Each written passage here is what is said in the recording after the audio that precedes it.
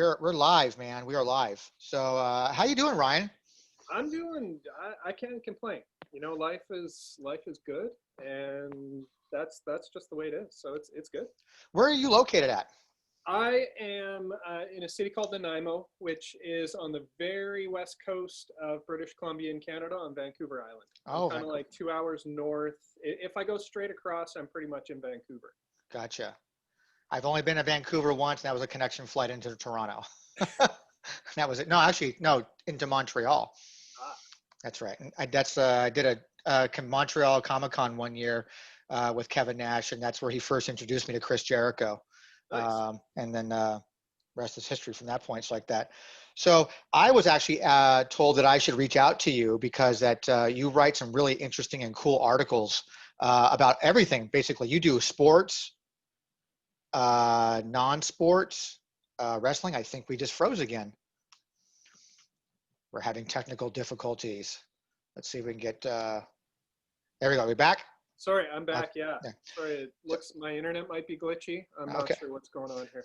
I was just saying that I was asked to reach out to you because you wrote a lot of interesting articles about a wide spectrum of stuff. You cover a lot of sports, you do non-sports, but you also cover wrestling. Yes. So with you work with Beckett right Yep. now, and so you cover a lot of things. Do you cover every release that Topps puts out for wrestling? More or less, yeah. Things that come out, I try and write about it. And, like you said, covering all the sports, non-sports. I would love to be able to look into more of the independent stuff. But, right now it's Topps, maybe AEW in the future. But yeah, right now it's pretty much focused just on the WWE stuff, the mainstream. Yeah, because your last article is on the new transcendent products like that, that's new for me because that's kind of newer stuff is not my forte. Yeah. What's so cool about that particular release? Transcendent, I can only speak from what I see in pictures because Transcendent is so far out of my price range. I this one I don't even know for sure. I'm pretty sure it's like 10 grand for a box, but you're getting pretty much everyone's autograph. This one, it's including original sketch art from Dan. I'm going to butcher his name here. Bergeron, who has worked with Topps quite extensive. Beautiful, beautiful art. This time around, there is probably the coolest card that caught my attention was Sting. It's an autograph, but then they took his bat from his WrestleMania and they've embedded that into the card. Oh, So, nice. That's cool. it's much cooler than just your regular memorabilia card because it's got that story attached to it. But yeah, it's the autographs. The autographs, the rarity, I think all the autographs are numbered to 25 or less. But it's a modern Topps release, so there's lots of parallels on top of that. Ah, So so it's the sports department still handling wrestling for them. maybe. That's usually when the parallels happen. When the Yeah. parallels stop with WWE stuff, it's because it went back to the entertainment side. Because the Okay. entertainment side doesn't do parallels. They do now. Do They they? certainly do. And Star Wars, my goodness. Every Ah, pack now has at least one or two. If not, I think a lot have two per pack now. oh my goodness. So yeah, parallels are everywhere. Yeah. It's a card thing now, probably more so than ever in the last 5 years. What are your thoughts on parallel cards? Anybody I talk to, they don't really care for them much. I'm a Uh-oh, you froze again. Oh no, we're having technical difficulties. It's that wacky Canadian internet. that are one per pack. I would almost rather have that extra base card. Well, you froze that whole entire time. My goodness. So I have to say it again. But so basically, are you a parallel guy? Do you like collecting parallels? Not overly. They kind of go in a stack that gets forgotten about most of the time. If it's a rare one, I got a Brian Kendrick 101 once. That one's in a fancy holder. I think I have a couple other slightly rarer ones. Mm-hmm. But I like building sets. And for something that comes one per pack, that's taking away something that could be a hole in my, Correct. the set that I'm working on. And to me, it doesn't, I don't sell per se. One day I'll have to, but right now I don't sell. So it doesn't add much excitement to me often. So how much of a collector are you? Do you collect all kinds of sports and non-sports, or do you have like your favorites? Right now, my main focus, I'm trying to narrow down because I am all over the place. I've been all over the place. So I'm That gets trying to, expensive. I'm always narrowing my focus. And so right now, baseball's probably my favorite sport, but basketball the last few years has been fun, and the products have been fun. Non-sport I have quite a lot of, and wrestling would probably be a number three for me. You know, I'm not, even though I'm in Canada, hockey doesn't excite me very much. And Blasphemy. I've done very little hockey in the last couple of years. Like, I think even this year, I think I've only opened like 2 packs of hockey cards this year. And wrestling though, even in the last couple of years, it's tapered off. The products haven't excited me a lot for, you know, what you're paying and everything else. Sure. And, you know, they're not horrible. It's just not. Blasters up here in Canada are up to like $30 each. And I'm running out of space, and I still have lots of holes in the sets that I'm working on from 5, 10 years ago. So how far back does your wrestling card collection go? I started pretty vivid memories actually of 1985 O-Pee-Chee Pro Wrestling Star Series 2. Series 1 I didn't get a whiff of. Series 2, my corner store had it. I remember one of my good friends at the time, I would have been in grade 3, went to his birthday party, and in the goodie bag there was like 1 or 2 packs in there. And I'd held on to mine like my entire life. No stickers, man. No stickers. I still have them.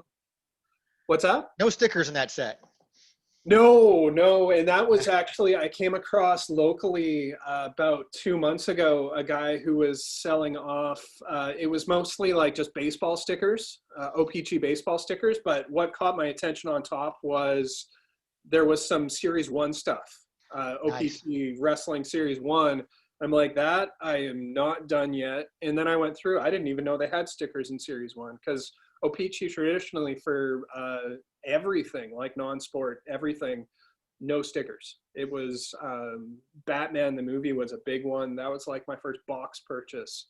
And instead we had the stickers, but they weren't stickers.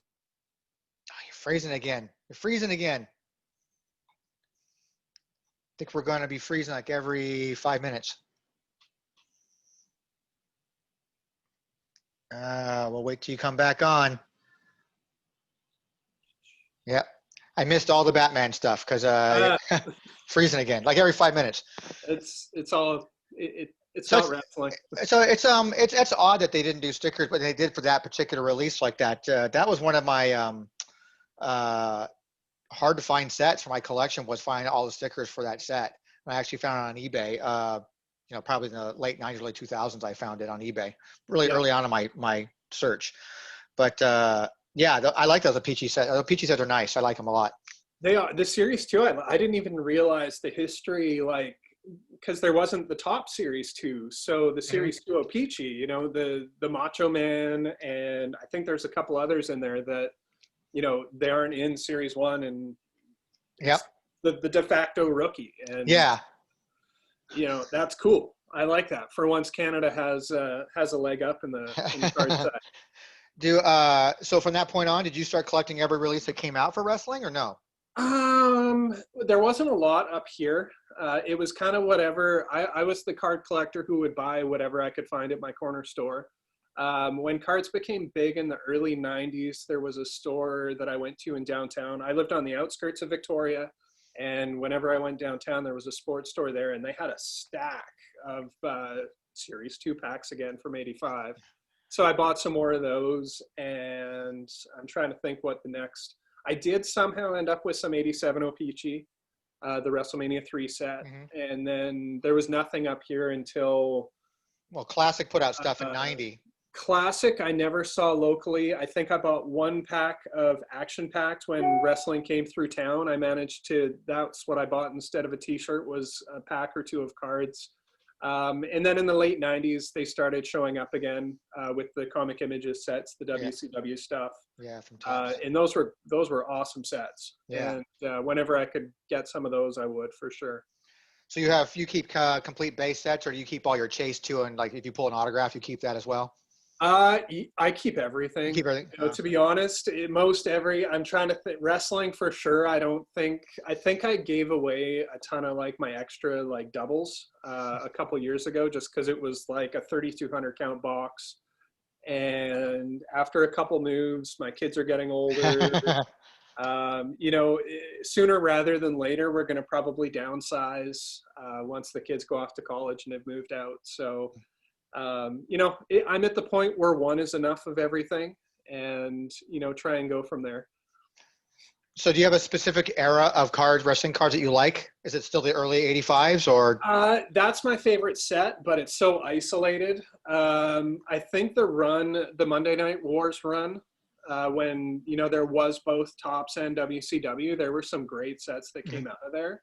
The Fleer or sorry, the WCW autographs. I'll never, even try to chase those. But man, I used to have so many of those, and they're going for mad money right now. Yeah, mad money.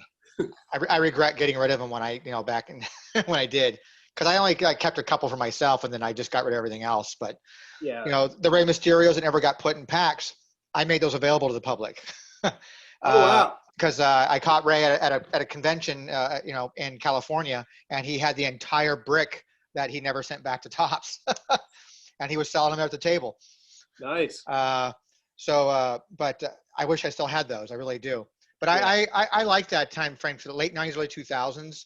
I like the comic images stuff, and I really like the top stuff when they did WCW. The base sets were nice and colorful. I really enjoy those. The chase sets were kind of cool because you can get stickers or you can get chromes. Mm-hmm. The promo cards were always kind of cool to get to. That's kind of my era that I like a lot too. Yeah, the newer stuff, I say, even though I don't collect it a lot, like the stuff that Topps is putting out now, the good stuff is really good. I like the Undisputed line that they've done for the past few years quite a lot. It's just when I can go and buy the single autographs for less than the price of the pack. Yeah. It's, I'm not going and buying it actively that way. I would rather, I'm picking up a few autographs here and there, and they look gorgeous. But going long on it, I did the first set, I bought a box and it was really fun to open, but then I worked out the exchange rate and everything else once I get it up here to Canada. It wasn't cheap. So yeah, I get just make that. my money go a bit longer. I think the second year Undisputed was released. That's the last box that I think that Top sent me. Well, they might have sent me some there's some Diva era ones they put out, I guess, some Diva sets they put out. Yeah, they've done a couple of actually in their annual calendar now. They have a women's division. Yeah. Divas before, now it's a women's division. And they sent me one of those, I think, and I just open it up, and then I just have a base set that I can make, and I just send it to my partner, David. I don't collect them. He likes to collect the base sets, so I send them to him. What's the process for you, like when you do an article for Beckett now? It's like that, like, do they send you product and then you get to review the product, or just images, or? Yeah, no, I don't. The mothership in Dallas, they may get stuff sent. I'm not sure. I don't handle it. I'm more, when they put the information first out, I'm kind of writing a preview and generating something that way, just kind of letting people know this is what's coming out in 6 months. And then once the checklists come out, I'll put the checklist up. And if there's something, I try and look for cool little nuggets once it comes out. If there's something weird or odd that hasn't been done before, I'll try and cover it that way as well. It's not rocket science or anything it is what it is. It's, like your site, it's a resource. Yeah. I think more than anything. I like to do things, I think of myself as a collector, what kind of resource would I want to check up to and just go from that way more than anything. So is there any, like, did they ever just send you, as Top send it to you directly, as far as like, here's information, or an email information of our product? Or yeah, I'll get like the sell sheet that comes out. Okay. That's kind of the process that comes along. And I would like to think if I had more time, I might give them a call, but I don't. And I don't think they do either. I think everyone, in most sets now, it's actually, I shouldn't say that, because wrestling has actually changed. They've introduced a lot of new lines the last couple of years. But there's a formula, I think, to a lot of them. And, you know, it is what it is. And Yeah. it's, you get a new set and then another one comes along that's similar, but it gives you something new to chase and build and everything else. And, How many wrestling sets are they putting out per year now? I don't even know. oh, Is it 5, 6 sets a year now? pro- Oh no, you froze again. We went 10 minutes that time almost, I think. I will sit here patiently and I will wait for Mr. Ryan Cracknell to come back. And I hope to God I'm pronouncing his name right. there we go. Okay, there we go. I was just talking to myself. I'm like, it's like clockwork that this is It seems like like 4 minutes and then Yeah. boom. Yeah. Yeah, I think I was saying Tops Now, the online one that they do, and then they do Oh, yeah, that's right. they do a lot of the like the little not I think in wrestling it's only a couple a year, just like little one-offs that are Sure. print on demand. And the concept is interesting, but it gets so expensive when that's where a lot of my money is actually collecting money is going now, is these online things that they're doing. Really? Yeah, with not with wrestling per se, but Star Wars, they have one. It's 2 cards every single week, Oh my and God. it's just cool. It's original art and just 2 different characters every week. It's called the Living Set. So the idea is they're never going to end it. They will, Oh. but there's no planned end for it. Will it something like that work in wrestling? Maybe, maybe not. I think the Tops Now stuff that they do, the print runs are actually really small. Like Yeah. most are under 100 copies each, and that's it. Wow. And that's really small. Like I don't see how they keep it going at that level, but they do. I got to reach out to find out who's there that I still know. I did a tour of Tops years ago.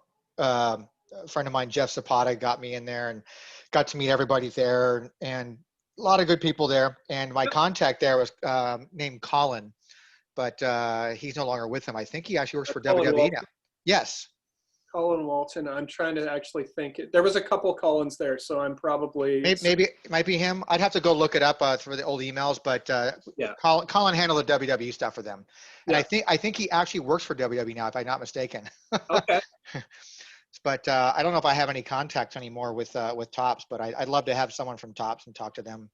Because I'm not, for me, someone who's an old school collector, hearing what you're telling me about all these new things and the new concepts, new designs they do, it's all foreign to me. I don't know anything about it. And obviously there's a lot of it I could never, ever collect because it doesn't exist anymore now. So Yeah.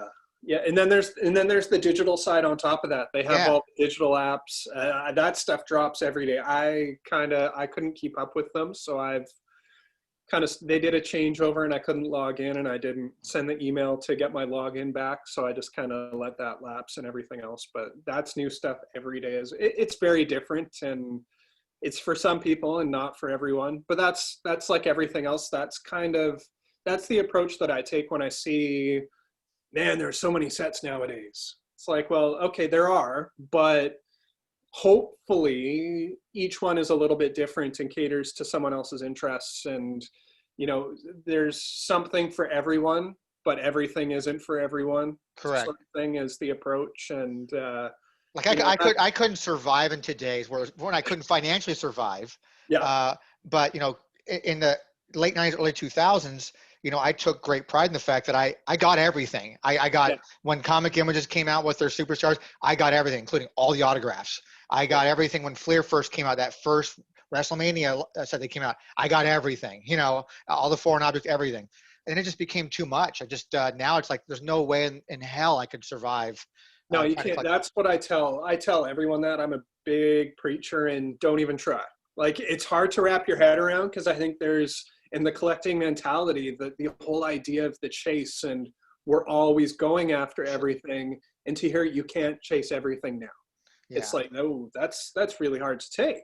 And we're just But- talking about Tops because now we have so many people. There's a lot of independent federations that are producing their own card sets. Yeah, That's hard to keep up with. it's hard to even know that they exist. Exactly. It's when you send them through my Twitter feed, that's oh, okay, well, and My goal is to actually I've got a list of people who've actually put out, independent guys who've put out, promoters who put out card sets. And I don't want to have them on individually because asking the same questions over and over again. I like Yeah. to get them all on at the same time and talk about and have them promote themselves and talk about their cards and this and that. And there's just so many of them now, I heard. So it's Is there room though for someone like yourself or someone that you know to go in and kind of bring it under an umbrella? maybe, I don't know. I mean, maybe, who's to say? I mean, Yeah. I like to be able to talk to them all and just figure it all out and see what it is that I mean, obviously they're trying to promote what they're doing, and that's trading cards is probably a very minimal investment for them, especially technology today. Yes. WTC, we're going to have our own trading card set coming out here soon now. So Nice. I have There an you go. artist That's that the just, umbrella.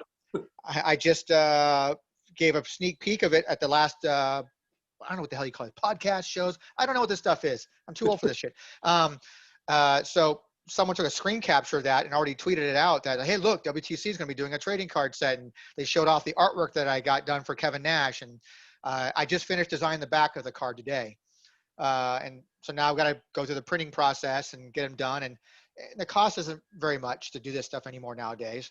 Yeah. And especially when I'm doing it in low numbers, but we'll see how it goes. Maybe I'll be the umbrella. Maybe WTC will be the umbrella for all the, it'd be nice. It'd be nice. Yeah. But those are probably more appealing to me is going after independent cards than actually going after top stuff. Yeah. It's just, I can't financially keep up with tops. Even even from a base set standpoint, I don't think I can keep up with it.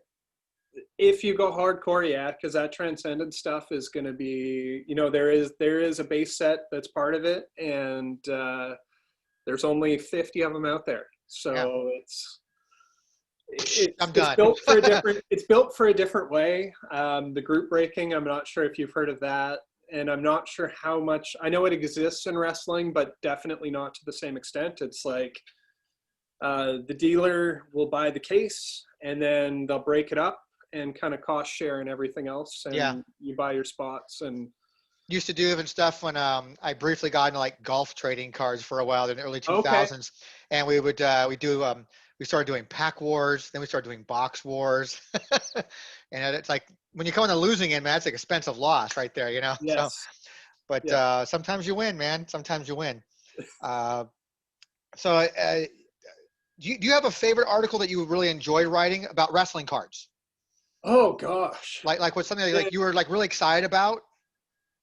I'm a fan personally. For me, the favorite part is just kind of doing the research and the looking, and just like making these discoveries, and just going on eBay and looking at images and stuff. One particular one, I honestly can't think of one. I don't think I've uncovered any big ideas or anything else in my time with wrestling. But for me, it's just the research and the looking at things, and in revisiting. Recently, I think maybe I did an article, I don't know.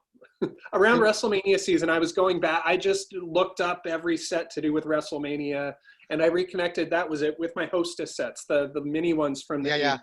I actually forgot all about those, and pulled out my binder and flipped through them and looked at them again. And yeah, they are stickers, and I don't even know if I knew that they were stickers, because you had to keep them in the cellophane and everything else. And well, they even made a large paper for it, so you could actually put them on. So actually, I had the sticker set forever and a half, and then I found a mat that had no stickers on it. So I said, okay, cool, I got both. But then I found someone who had all the stickers on a mat as well, so I took that as well. all worlds. Yeah, and so yeah, WrestleMania stuff too. We WTC was featured in WWE magazine. I should have had it out. It's over there on the floor. In 2012, I think it was. They did a 2-page spread that they interviewed us, and we provided all the images. And it was the history of WrestleMania and wrestling cards in the modern era. Awesome. And so that was kind of a feather in our cap for us at that time. Yeah.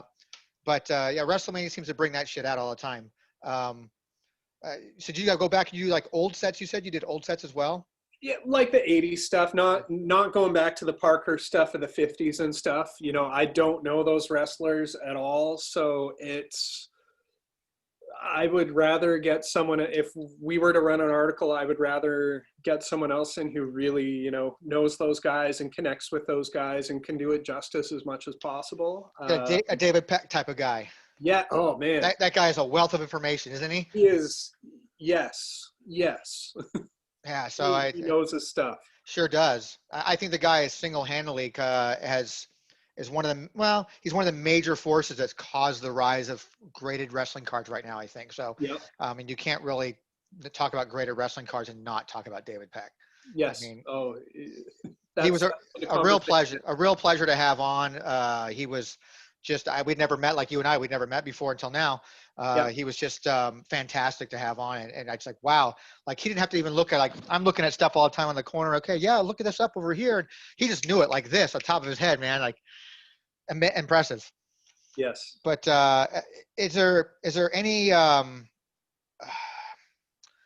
what's the most time consuming article you had to write about wrestling cards? Like, what became difficult? Like, they weren't feeding information, or like was really hard to get information about? I mean, because you write about so many different things, it's got to be hard to just pump these things out. There's a lot of things. There's a lot of juggling involved sometimes. For baseball, I ran something a month ago that I've been working on off and on for 2 years.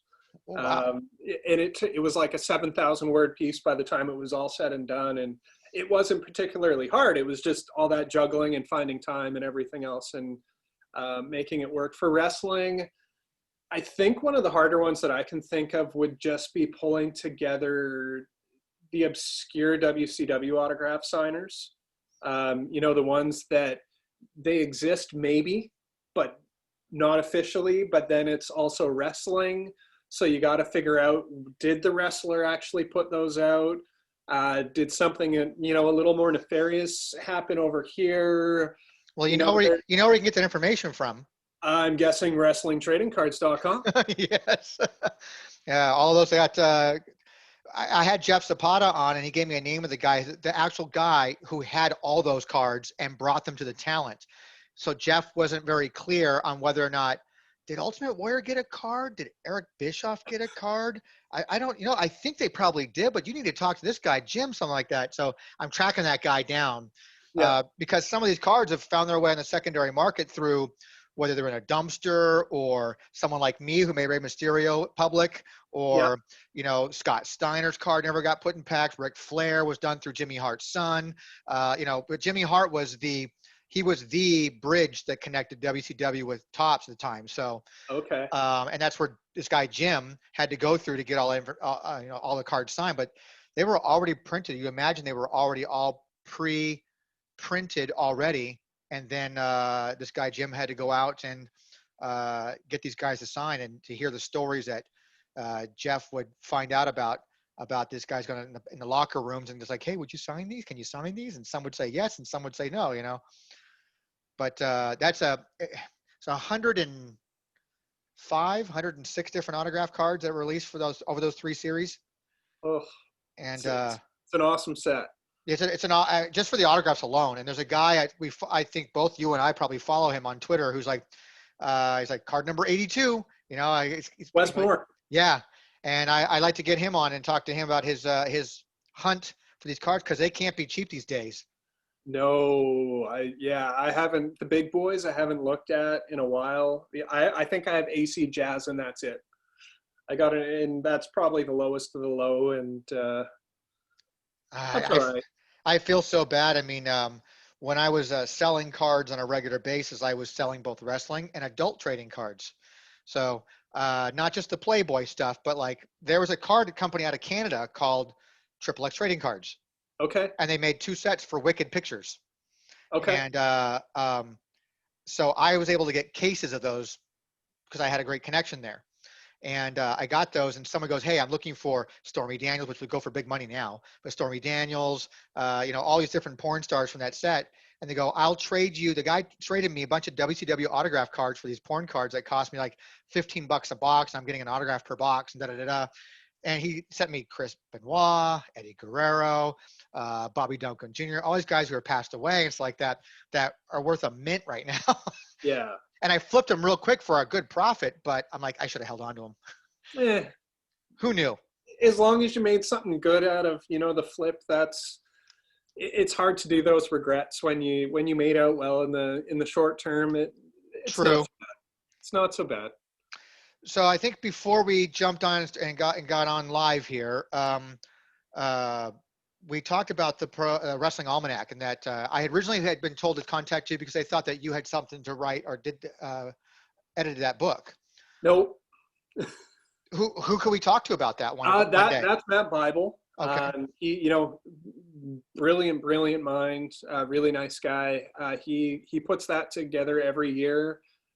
He's constantly revising it in the limited emails that I get. I kind of see an email that comes through and it gets close to printing time, and man, he pours his heart and his soul into those. He does wrestling, he does the non-sport almanac every year, and so much pride into it. So because he's now, I think, how many years has the Wrestling Almanac been out now?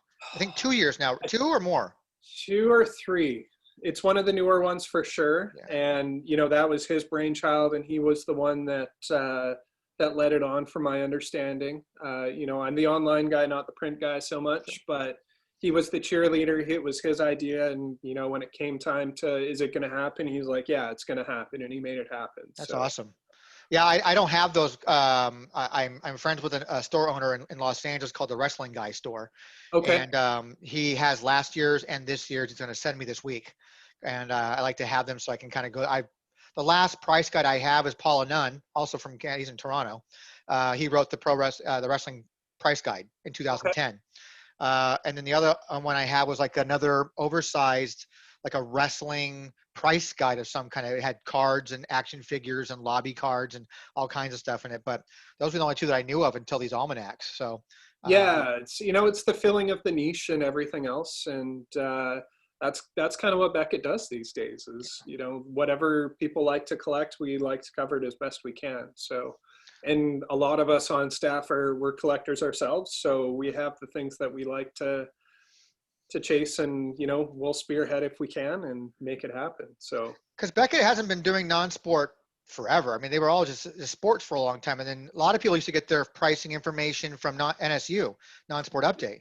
Yeah, they bought it NSU 4 years ago. Okay. So they've been doing it. It's just under that umbrella.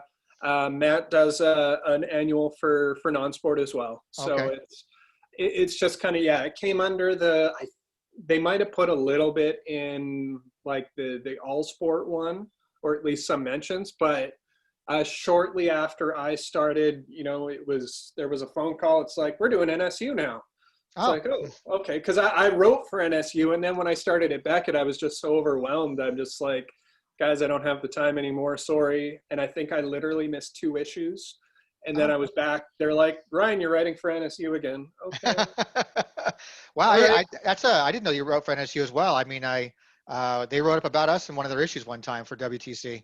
Yeah, no, I just kind of started out one time. I pitched them an idea and they were like, no, we don't want that, but how about you do this? And it kind of, the first year or two, it was. You know what? That's where I recognize your name from actually then. Okay. I think that's where I recognize your name from now. NSU, that's right. Yeah, it was 2005, I think. And the issue that comes out any day now, it's the 30th anniversary of NSU. So they've been, going for quite some time. So was it the Hosers? Tozers. Harris Tozer. Tozers, that's right. Yes, Harris Tozer. So yeah. If you Bob and Doug McKenzie, it's a little bit. Yeah. Hey, Hoser. That's true. Well, cool, man. It's interesting to get a little bit of perspective on people who do reviews and writes on all these different types of topics. Because I mean, you cover a lot, so I mean, you got to be like batshit crazy going over there with all this stuff. I mean, it's got to be hard to keep up with everything. Yes, sometimes it is. Yes. So tomorrow, I'm dreading tomorrow a little bit. I think there's 6 sports sets coming out in the one day, just in general, and then everything else that's going on. And this past weekend we had a baseball card sell for almost $4 million. I saw that, which is crazy. Crazy. Like, that's 2009. That's not even as old as my daughter, and actually not even close. My youngest son is older than that. Yeah. And For me, it's just watching it from the sidelines. Some people are like, oh my goodness, oh my good. And then other people are like, it's the world. And I'm just like, I can't even think that way. So I'm just going to enjoy watching it from the sidelines. And, Do you get cards graded? Do you have any me needed for the personally, value or? uh, in the grand scheme for my house, yes, I have a couple cards that I consider valuable, but I think carefully about spending more than $20 or $30 on a single card also. So, Yeah, yes and no, but $20, $30 today could be, $100,000 10 years from now. So yeah, there's definitely a couple basketball cards. I have a safe where I put my nice stuff in, and that's just as much for if I just drop dead one day, my wife and kids know to go in the safe. And those are the things that actually have value. Grading, I don't actually get stuff graded myself. Part of it is living in Canada. Part of it is the expense. But I also think it's important, if I'm writing about cards and I work for a company that does grading, I just make the personal choice just for any discrepancies. sure. I would rather, just kind of keep away from there. And if I Gotcha. were to grade, I'd probably go through someone that I know. I'd send them the cards and they would send them in under their name. Gotcha. Especially if it was something that I'd consider selling, not that I sell much. That's not to say that I won't ever, like if there's something that's really personal to me, if I have to make a trip down there, I might see how that works.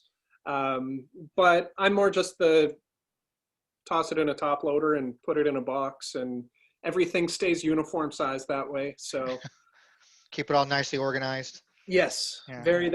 that's actually where I find a lot of the joy in my collecting is in the organizing of it and everything else, the meticulousness. Everybody has a different way, man. Everybody has a different way to do it. Absolutely. And Yeah. that's what makes it great. That's awesome. So, well, hey, man, I really appreciate you spending some time with me and stuff like that.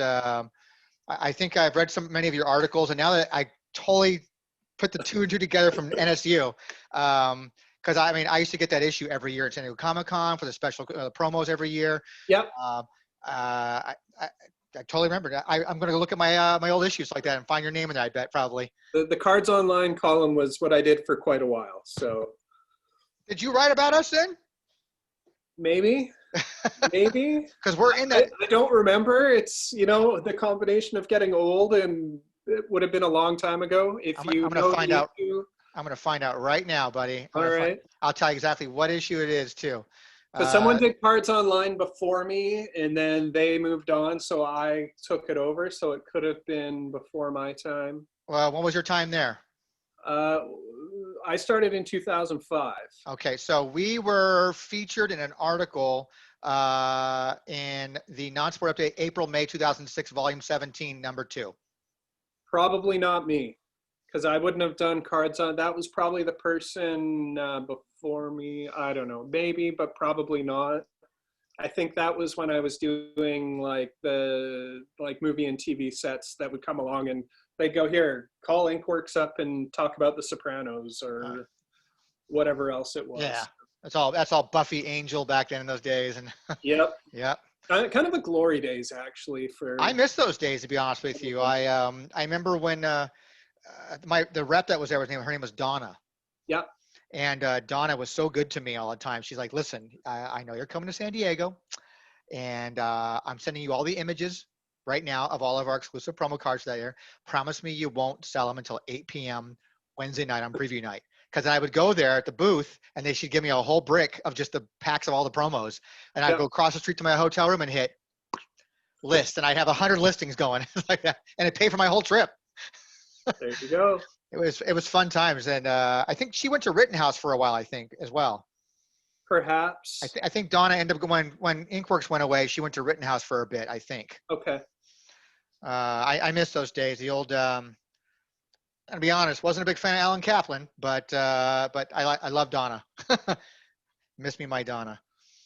And so cool, man. It was a pleasure to have you, man. I'm glad we got to connect. Thank you. I thank you for your time, man. And I hope to talk to you again. Anytime. I'll be following you on Twitter as per usual. Awesome. Sounds good. All right. You take care too. Okay, bye.